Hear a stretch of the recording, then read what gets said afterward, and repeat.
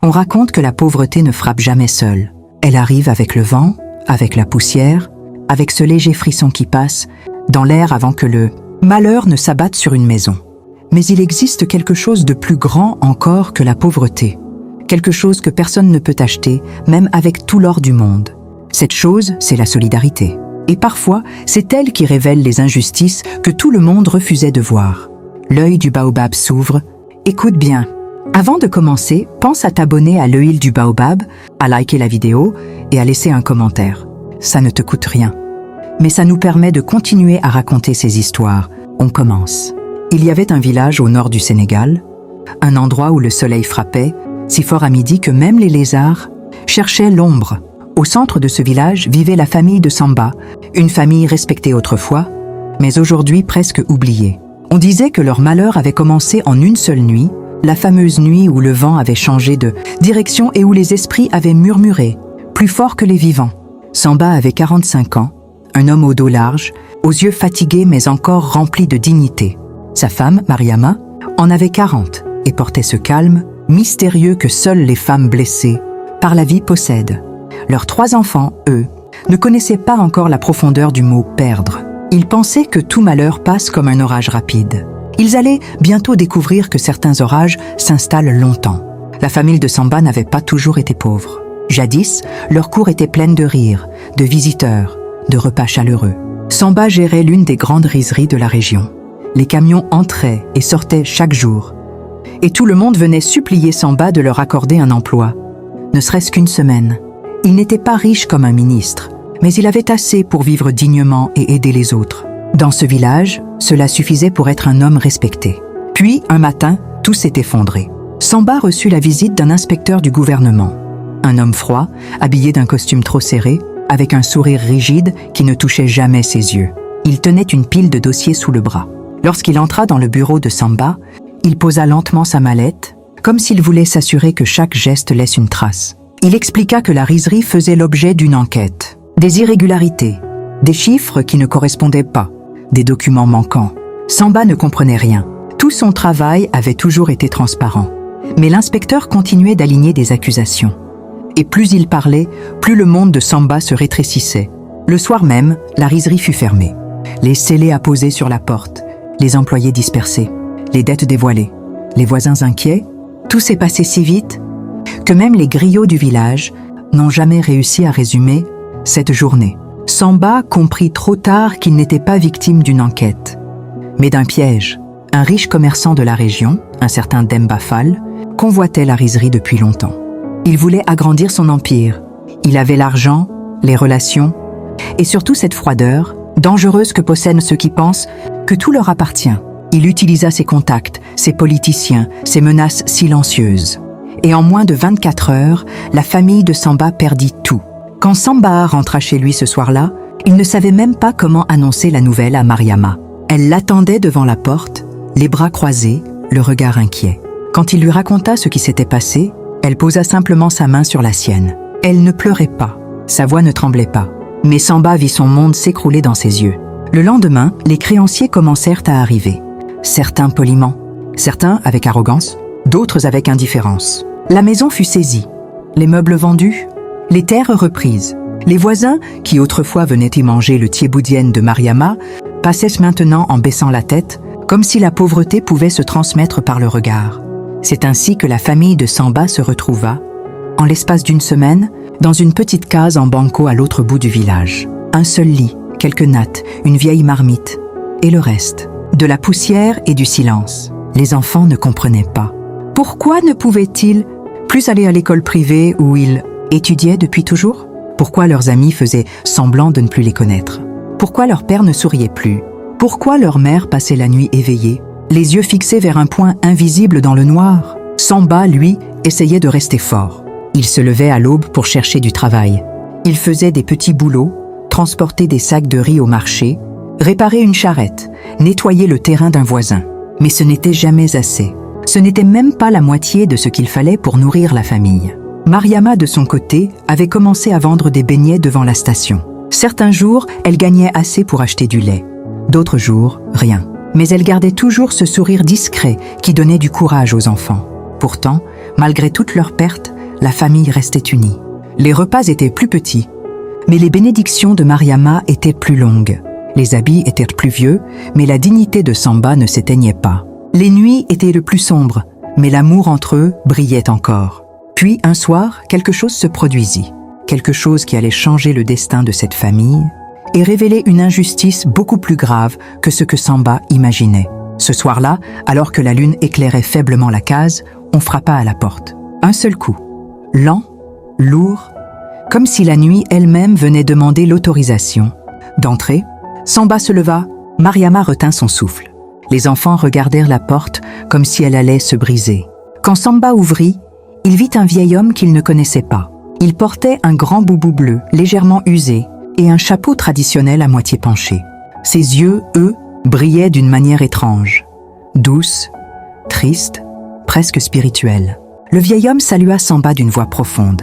Puis il dit une phrase que Samba n'oublierait jamais. « On t'a pris tout ce que tu avais, mais on n'a pas pu prendre la vérité. » Samba voulut répondre, mais le vieil homme leva la main. « Je sais qui t'a détruit, et je sais pourquoi. » La nuit sembla retenir son souffle. Mariama s'approcha. « Les enfants aussi, sans parler. Si tu veux sauver ta famille, continua le vieillard, tu dois d'abord comprendre ce qui t'est arrivé, car ton malheur n'est pas un accident. C'est un secret plus lourd que la pauvreté elle-même. » Puis, avant même que Samba ne puisse l'inviter à entrer, le vieil homme ajouta « Prépare-toi, ce que tu vas entendre pourrait tout changer. » Et c'est là que commence la véritable histoire. Samba resta immobile quelques secondes, comme si son corps avait oublié comment respirer. Ce vieil homme, sorti de nulle part, connaissait non seulement sa chute, mais aussi l'origine de sa ruine. Ses mots flottaient encore dans l'air, lourds comme une prophétie. Mariama posa une main sur le bras de son mari pour lui rappeler qu'il n'était pas seul. Le silence dans la petite case devint presque palpable, si profond qu'on semblait entendre la terre respirer. Samba invita enfin l'homme à entrer. Le vieux s'assit lentement, comme quelqu'un qui porte plus que son propre poids. Il posa son bâton contre le mur et examina la pièce avec des yeux qui voyaient plus loin que les apparences. On aurait dit qu'il observait non pas ce qui était devant lui, mais ce qui manquait, tout ce que cette famille avait perdu. Il commença à parler doucement, avec une sagesse qui faisait vibrer chaque mot. « Je m'appelle Malang, dit-il. Et si je suis venu jusqu'à toi ce soir, c'est parce que ton malheur n'est pas un hasard. Il a été voulu, pensé, préparé. » Samba fronça les sourcils. Il voulait comprendre, mais chaque phrase du vieillard ouvrait davantage de questions. Malang inspira profondément avant de poursuivre. « Pour comprendre ce qui t'est arrivé, il faut remonter 20 ans en arrière, à une époque où ton père, paix à son âme, était encore en vie. Tu ne le sais peut-être pas, mais ton père a sauvé un homme. Et cet homme est devenu ton ennemi. » Samba sentit son cœur s'arrêter une seconde. Mariama se redressa.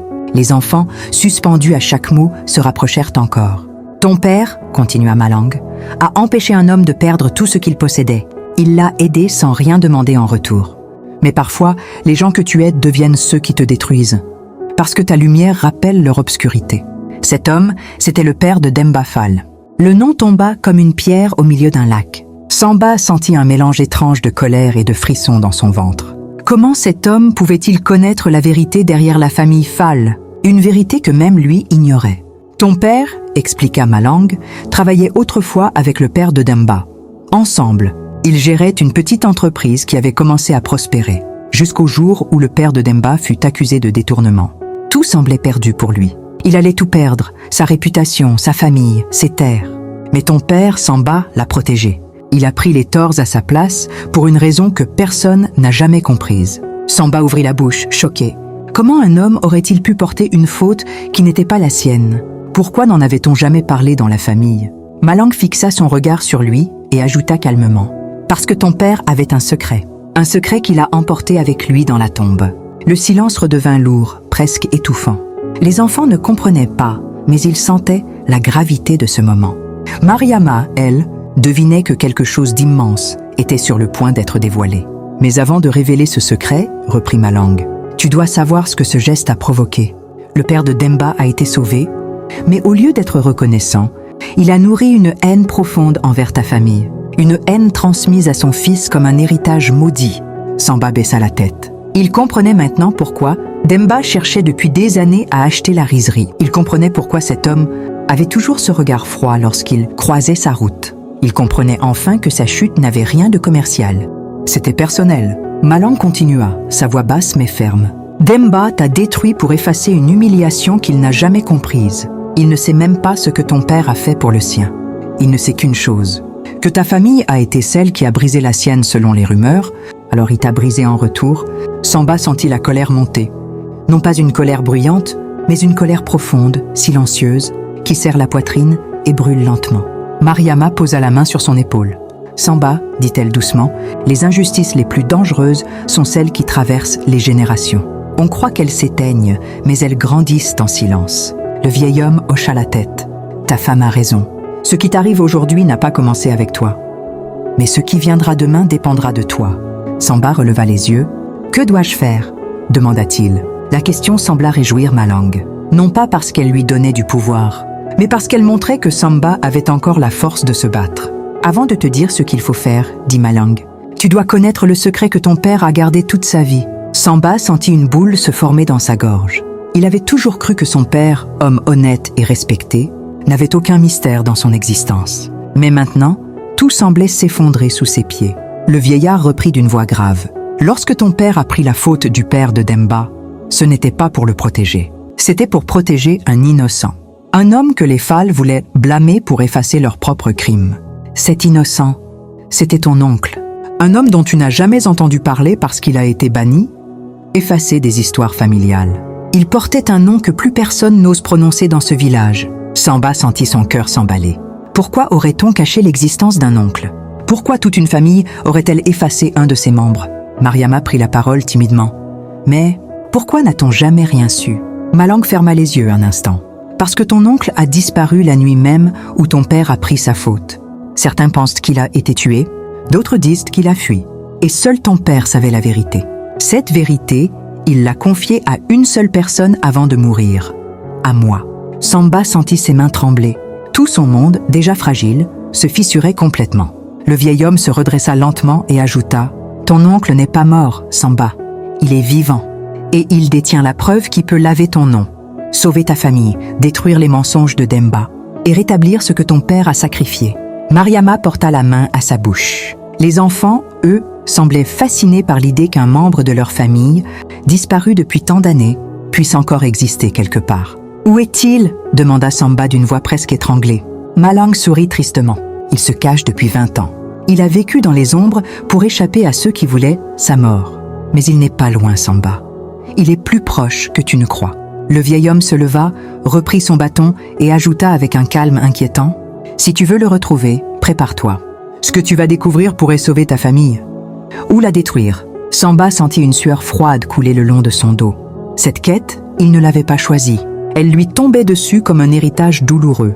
Malang se dirigea vers la porte et conclut « À l'aube, je reviendrai, et tu feras ton premier pas vers la vérité. » Puis il disparut dans la nuit. Samba referma lentement la porte. Il se retourna vers sa famille.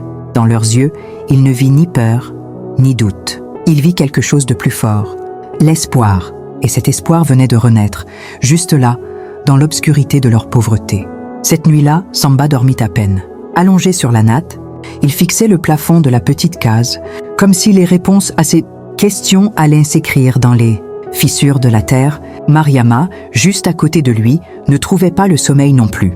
Elle entendait son souffle irrégulier, les mouvements légers de son corps, ce silence tendu qu'il avait lorsqu'il portait un poids trop lourd. Les enfants dormaient profondément, inconscients de la tempête invisible qui tourbillonnait autour d'eux. À l'extérieur, le vent soufflait doucement contre les murs de Banco. C'était un vent calme, mais Samba avait l'impression qu'à chaque rafale, une partie de son passé se soulevait et retombait sur ses épaules. Il revoyait le visage de son père, un homme droit, solide, respecté. Comment avait-il pu cacher l'existence d'un frère ? Comment avait-il pu porter la faute d'un autre sans jamais rien dire ? Quelle vérité avait-il voulu protéger jusqu'à sa mort ? Ces questions tournaient dans sa tête comme un tambour sans fin. Et plus il y pensait, plus il comprenait que cette histoire était bien plus vaste que sa propre ruine. C'était une injustice qui venait de loin, une injustice gardée secrète, comme un feu enterré sous le sable. L'aube arriva lentement. Une fine lumière dorée traversa les interstices de la porte et vint caresser les visages endormis. Samba se leva, sortit et inspira profondément. L'air du matin était frais, mais son esprit brûlait encore. Quand Malang apparut soudain au bout du chemin, il sut que la journée allait changer sa vie. Le vieillard avançait avec cette lenteur majestueuse des anciens. Son bâton traçait une ligne dans la poussière, comme si chaque pas écrivait une histoire. Lorsqu'il atteignit Samba, il s'arrêta et le regarda longuement, sans parler. Son silence était plus fort qu'un discours. « Tu es prêt ?» dit-il enfin. Samba acquiesça. Mariama sortit juste derrière lui, les enfants encore à moitié endormis. Elle posa une main rassurante sur l'épaule de son mari. « Quoi que tu décides aujourd'hui, nous sommes avec toi. » Le vieil homme hocha la tête. « La force d'une famille, murmura-t-il, n'est jamais dans sa richesse, mais dans ceux qui marchent à ses côtés. » Il fit signe à Samba de le suivre. Ils quittèrent le village à pied, empruntant un petit sentier que seule la poussière semblait connaître. Malang avançait sans hésitation, comme quelqu'un qui revenait vers un lieu familier. Les arbres formaient une arche au-dessus d'eux, et le bruit des oiseaux accompagnait chaque pas. Après une longue marche, ils arrivèrent devant un ancien campement abandonné. Des murs effrités, des toits effondrés, des traces de vie disparues. C'était un endroit que même les enfants du village évitaient. On disait que des choses étranges s'y étaient produites autrefois, des histoires que personne ne racontait à voix haute. « Pourquoi sommes-nous ici ?» demanda Samba. « Parce que c'est ici que tout a commencé, » répondit Malang. « Et c'est ici que tu dois entendre la vérité. » Ils s'assirent sur une grande pierre plate, à l'ombre d'un arbre dont les branches semblaient toucher le ciel. Le silence du lieu était lourd, presque sacré. Malang inspira profondément. « Tu as le droit de savoir ce que ton père a caché. Il ne voulait pas que tu portes ce fardeau avant l'heure. Il pensait que, lorsque la vérité reviendrait, tu serais suffisamment fort pour ne pas te laisser briser. » Samba serra les poings. « Je veux comprendre tout. Je veux savoir pourquoi ma famille est tombée aussi bas. Pourquoi cet homme Demba veut notre fin. Et pourquoi tu dis que mon oncle est vivant, alors que personne ne connaît, même son nom. » Malang regarda l'horizon et commença. « Ton oncle s'appelait Amadou. C'était un homme bon, mais un homme qui a eu la malchance de croiser la haine de la famille. À l'époque, ton père et lui travaillaient ensemble. Ils avaient le même rêve, les mêmes valeurs, cette envie de créer quelque chose de grand pour leur communauté. Mais le père de Demba voulait tout contrôler. Pour cela, il était prêt à tout, même à faire accuser un innocent. Et cet innocent, c'était Amadou. Ton oncle a été piégé dans une affaire de détournement, la même qui a failli détruire le père de Demba. » Samba sentit un frisson parcourir son dos. Tout ce qu'il connaissait de son passé n'était peut-être qu'un mensonge. Le père de Demba avait créé de faux documents, fabriqué de fausses preuves et accusé Amadou. Et au moment où tout aurait explosé, ton père est intervenu. Il a pris la responsabilité de tout. Il s'est sacrifié pour 2 raisons seulement. Pour sauver son frère et pour empêcher le village de sombrer dans une guerre que personne n'aurait pu arrêter. Samba écarquilla les yeux. Une guerre ? Malang hocha la tête. Oui, à cette époque, un conflit entre vos familles aurait enflammé toute la région. Ton père connaissait le poids de la haine. Il savait que si la vérité éclatait alors, le sang coulerait. Alors, il a choisi le silence. Il a protégé tout le monde, même ceux qui ne le méritaient pas. Samba avala difficilement sa salive. Mais si mon oncle n'est pas mort, pourquoi a-t-il disparu? Parce qu'il n'avait plus le choix. Il savait qu'on tenterait de le faire disparaître pour de vrai. Alors il s'est enfui. Il a vécu caché, loin des regards, changeant souvent de lieu, survivant comme il pouvait. Mais il n'a jamais cessé de chercher un moyen de rétablir la vérité. Et il y est presque parvenu. Samba se redressa. « Comment ça ?» Malang reprit, avec une intensité nouvelle dans la voix. Amadou détient un document. Un document que le père de Demba pensait avoir détruit. Ce document contient les preuves du complot, les signatures falsifiées, les comptes manipulés, tout. Ce document peut sauver ta famille, laver ton nom, faire tomber Demba et révéler à tout le monde le sacrifice de ton père. Un long silence suivit. Samba avait l'impression que chaque mot venait de frapper son cœur comme un marteau. « Où est-il maintenant ?» demanda-t-il d'une voix brisée. Le regard de Malang devint grave. « Il vit ce matin. Juste avant de venir te chercher, je l'ai vu. Il veut te rencontrer. Mais il a peur. Il ne sait pas si le danger existe encore. Et il sait que lorsqu'il réapparaîtra, il ne pourra plus jamais se cacher. » Samba sentit la terre bouger sous ses pieds. Rencontrer cet oncle mystérieux, découvrir un passé caché, tenir entre ses mains la justice qui pourrait sauver sa famille. Tout cela semblait irréel. Malang posa doucement sa main sur l'épaule de Samba. « Si tu veux le voir, tu dois être prêt, car une fois la vérité dite, il n'y aura plus de retour possible. » Samba inspira profondément. Ses yeux se levèrent vers le ciel. Pour la première fois depuis longtemps, il sentit quelque chose renaître en lui, pas seulement l'espoir, mais la force. « Je suis prêt, dit-il. Alors Malang se leva, s'appuya sur son bâton et annonça calmement. Très bien, nous partons maintenant. Ton oncle t'attend, et ainsi commença le chemin vers la vérité. Le soleil montait déjà haut quand Samba et Malang reprirent leur marche. La chaleur commençait à s'installer, étouffante, lourde, presque oppressante. Pourtant Samba marchait d'un pas ferme. Il ne sentait ni la brûlure du sable, ni la fatigue dans ses jambes. Son cœur battait vite, comme un tambour guidant chacun de ses pas. Ces dernières heures avaient changé tout ce qu'il pensait savoir sur sa famille, son passé et même sur lui-même. Il n'était plus seulement un homme ruiné cherchant un travail.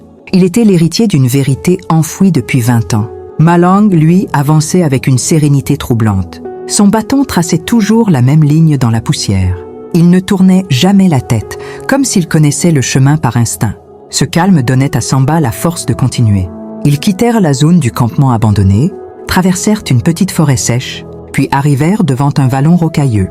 Là, un mince filet d'eau coulait, presque invisible. Malang s'agenouilla, trempa ses mains dans l'eau et se les passa sur le visage. « C'est ici que ton oncle vient parfois boire, dit-il. C'est l'un des rares endroits qui n'a pas changé depuis 20 ans. » Samba observa les environs. Il n'y avait aucune trace humaine, aucun bruit, aucune fumée de feu de bois, rien. Le silence n'était interrompu que par le murmure du ruisseau. « Où est-il maintenant ?» demanda Samba. « Patience, répondit Malang. Ton oncle a vécu trop longtemps dans la peur. Il sort seulement lorsqu'il sent que les esprits sont favorables. Il te testera. Il voudra voir si tu lui ressembles, si tu as la même force de ton père. » Samba hocha la tête, même s'il ne comprenait pas complètement. Ils continuèrent leur marche jusqu'à atteindre une colline. Arrivé au sommet, Malang montra un point au loin. Là-bas, tu vois ces arbres regroupés comme un cercle? C'est là qu'il vit. Personne ne va jamais là-bas. Les enfants disent que c'est un lieu hanté. Les adultes disent que c'est juste une vieille légende. Mais ton oncle a fait de cet endroit son refuge. Samba sentit son cœur battre encore plus vite. Il allait enfin trouver cet homme dont il ignorait tout, mais qui semblait porter la clé de son destin. La descente fut plus difficile. Le sol glissait par endroits et les pierres étaient traîtresses. Pourtant, ni Samba ni Malang ne s'arrêtèrent. Chaque pas semblait les rapprocher d'une vérité qui brûlait au fond d'eux.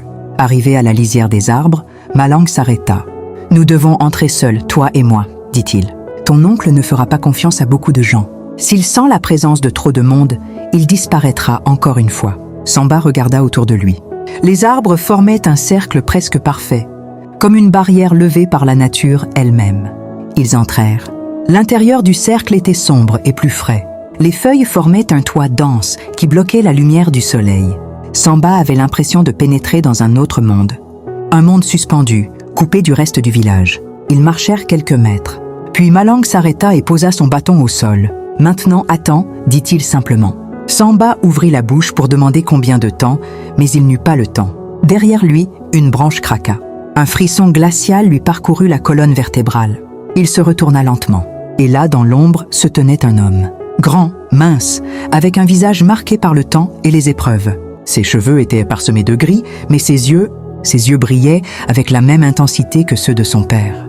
Ils avaient cette profondeur, cette force silencieuse qui ne s'efface jamais. L'homme s'avança lentement. Il ne semblait pas menaçant, mais il portait sur lui une méfiance construite sur des décennies de fuite. Ses épaules étaient légèrement voûtées, comme si son corps se souvenait encore de tous les dangers qu'il avait évités. « Samba, dit Malang calmement, voici ton oncle. Voici Amadou. » Samba sentit ses jambes trembler. Il resta sans voix quelques instants, incapable de parler. Amadou, lui, le fixait avec une attention presque douloureuse. « Tu lui ressembles, » murmura Amadou. « Tu as ses yeux, la même droiture dans le regard. » Sa voix était rauque, comme quelqu'un qui n'avait pas beaucoup parlé depuis longtemps. Un homme qui avait appris à vivre dans le silence et les ombres. Samba fit un pas en avant. « Je ne savais même pas que tu existais, » dit-il d'une voix tremblante. Amadou hocha lentement la tête. « Ton père voulait te protéger. Il ne voulait pas que mes erreurs deviennent ton héritage. »« Tu n'es pas un criminel, » répondit Samba. « C'est toi la victime. C'est toi qu'on a accusé à tort. » Amadou ferma les yeux un instant, comme si ces mots réveillaient une douleur ancienne. « Victime ou pas, dit-il, cela fait 20 ans que je vis comme un fantôme. Le mensonge a volé ma vie. Et maintenant, il veut voler la tienne. » Samba sentit une colère monter, une colère profonde, brûlante. Celle d'un homme qui voit enfin toute la vérité. « On m'a détruit, dit-il. On a détruit ma famille. On nous a laissés dans la pauvreté, dans la honte, alors que tout était basé sur un mensonge. Et maintenant, je veux comprendre. Je veux tout savoir. Amadou inspira profondément. Il posa son regard sur Malang qui hocha la tête. C'était comme si un accord silencieux venait d'être scellé. « Alors écoute, dit Amadou, je n'ai pas fui parce que j'étais coupable. J'ai fui parce qu'on voulait me tuer. Le père de Demba avait trafiqué les comptes. Il avait détourné l'argent de plusieurs familles, des sommes importantes. Et pour ne pas être découvert, il a mis mon nom sur les documents. Puis il a créé de faux témoignages. Ce plan aurait fonctionné si ton père n'était pas intervenu. » Samba sentit un poids terrible peser sur sa poitrine. « Ton père s'est accusé pour me sauver, poursuivit Amadou. Mais cela ne suffisait pas. Le père de Demba voulait ma mort pour que même un soupçon ne reste jamais. J'ai dû disparaître, devenir invisible, ne plus appartenir à personne. » Il sortit lentement une petite bourse en cuir de sous sa tunique. Et ceci, c'est ce qu'ils n'ont pas réussi à détruire. Amadou ouvrit la bourse. À l'intérieur, un vieux papier jauni, légèrement déchiré, protégé par un morceau de tissu épais. Il le déroula avec précaution. C'était un document officiel, avec des chiffres, des signatures et surtout une écriture reconnaissable, celle du père de Demba. Un aveu indirect, une preuve irréfutable. Ceci, dit Amadou, peut libérer ta famille et révéler la vérité. Mais si tu l'utilises, tu déclencheras une guerre que ton père a tenté d'éviter toute sa vie. Samba sentit son cœur se serrer. Qu'est-ce que je dois faire? Amadou le fixa longuement. La vérité est une arme. Elle peut sauver. Elle peut détruire. Ce choix t'appartient maintenant. Samba regarda le document. Il pensa à Mariama, à ses enfants, à leur nuit sans repas, à la honte, aux humiliations, à Demba qui marchait dans le village comme un roi. Sa main trembla, puis il releva la tête. « Je veux la justice. » Amadou ferma les yeux. Un souffle long s'échappa de ses lèvres, comme si 20 années de silence quittaient enfin son corps. « Alors, dit-il doucement, prépare-toi. Le chemin vers la justice est long, et il commence maintenant. » Samba resta un long moment debout, le document dans les mains, sans savoir quoi faire. Le souffle du vent passait doucement entre les feuilles des arbres, comme si la nature elle-même attendait sa décision. La vérité était là, entre ses doigts, fragile et puissante à la fois. Une vérité capable de sauver sa famille, mais aussi de déchirer un village entier. Amadou observait son neveu en silence. Ses yeux, fatigués par des années de solitude et de peur, portaient une lueur nouvelle, une lueur d'espoir. Il avait vécu 20 ans dans l'ombre pour protéger ce document. 20 ans à fuir, à se cacher, à survivre. Et maintenant, tout reposait sur ce jeune homme qui n'avait découvert son existence que quelques heures plus tôt. « Tu dois réfléchir, dit Amadou. La justice est lourde, et lorsqu'elle tombe, elle laisse toujours des éclats. » Samba inspira profondément.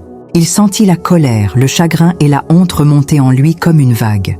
Il revoyait sa maison saisie, ses enfants obligés de quitter leur école, Mariama pleurant en silence quand elle croyait qu'il dormait. Il revoyait les dettes, les humiliations, les regards fuyants des voisins, et surtout le sourire froid de Demba Fall, cet homme qui marchait comme si tout lui appartenait. « Je ne veux plus avoir peur, dit Samba. Je ne veux plus vivre dans l'ombre. Ma famille mérite la vérité. » Malang hocha la tête, satisfait. « Le moment que j'attendais est arrivé. Tu as le cœur de ton père. » Amadou approcha et posa sa main sur l'épaule de Samba. « Alors écoute-moi. Ce document ne suffit pas. Si tu le montres sans préparation, on dira que c'est un faux. Demba utilisera ses relations, ses avocats, ses fonctionnaires. Il dira que tu veux te venger. Il écrasera ta parole. » Samba baissa les yeux. « Que dois-je faire alors ? Il faut que le village sache, que les anciens sachent, que ceux qui ont vu, entendu ou soupçonné autrefois puissent parler. Il faut que cette vérité sorte de plusieurs bouches. La tienne ne suffira pas. » Samba sentit le poids de la tâche. Convaincre un village entier, réveiller des souvenirs enterrés. Affronter un homme puissant, mais il savait qu'il ne pouvait plus reculer. Il prit la main d'Amadou. « Reviens avec moi. Reviens au village. Nous le ferons ensemble. » Un silence lourd s'installa. Amadou détourna le regard comme si cette idée le blessait. Pendant 20 ans, le village n'avait été pour lui qu'un ennemi. Un souvenir douloureux, un piège qu'il devait éviter à tout prix. « Je ne peux pas, murmura-t-il. Là-bas, je serai en danger. Et je ne veux pas que ta quête devienne ma tombe. » Samba prit une inspiration profonde. « Si tu restes caché, personne ne me croira. Si tu ne viens pas avec moi, ton sacrifice aura été vain. » Amadou ferma les yeux. Ses lèvres tremblaient légèrement. Malang posa une main sur son bras. « Tu as déjà fui pendant 20 ans, dit le vieil homme. Peut-être que le moment est venu d'arrêter de courir. » Un long silence suivit. Le vent semblait retenir son souffle. Puis enfin, Amadou hocha la tête. « D'accord, je reviendrai. » Samba sentit son cœur s'alléger. C'était le premier pas vers la justice. Ils quittèrent le refuge silencieux d'Amadou et prirent le chemin du retour. La marche fut plus lente. Amadou se fatiguait vite. Ses jambes n'avaient plus la force d'autrefois. Mais Samba marchait près de lui offrant son bras lorsque le terrain devenait trop difficile. Quand ils arrivèrent à la lisière du village, Amadou s'arrêta. Son regard se perdit dans les ruelles qu'il n'avait pas vues depuis des décennies. Les maisons, les champs, les visages d'enfants qui couraient, tout semblait pareil, et pourtant tout avait changé. Samba posa doucement une main sur son épaule. « Tu n'es plus seul maintenant ». Le soir même, Samba réunit un groupe d'anciens du village. Des hommes et des femmes qui avaient reconnu son père et même, pour certains, Amadou.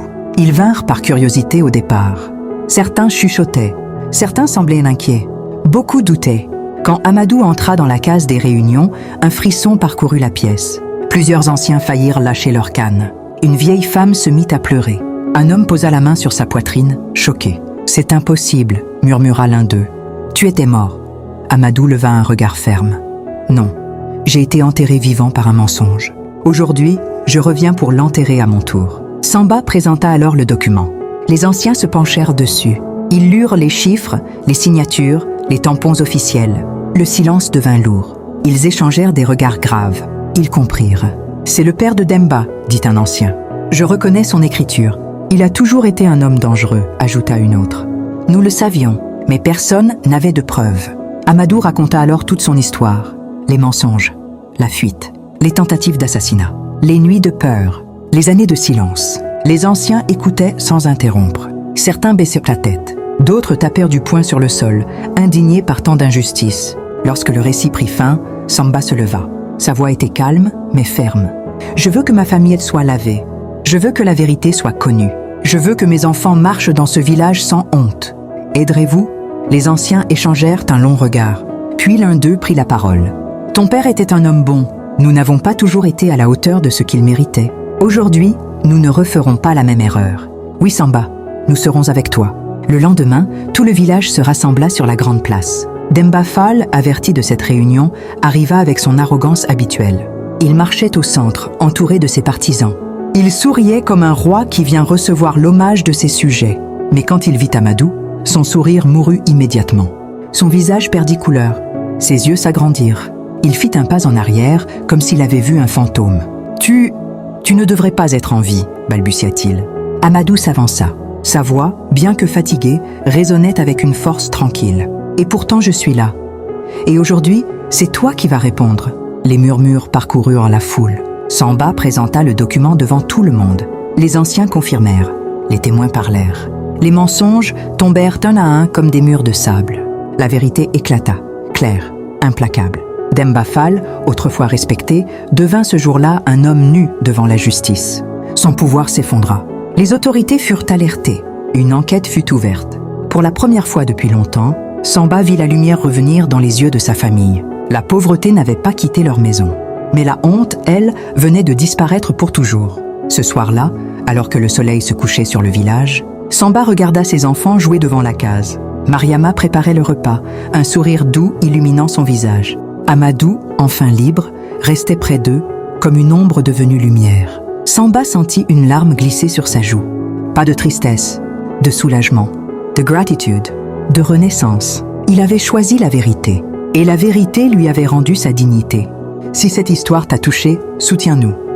Like la vidéo, abonne-toi à l'Oeil du Baobab. Dis-nous en commentaire, faut-il révéler la vérité, même si elle détruit une famille? Merci d'avoir marché avec nous jusqu'à la fin.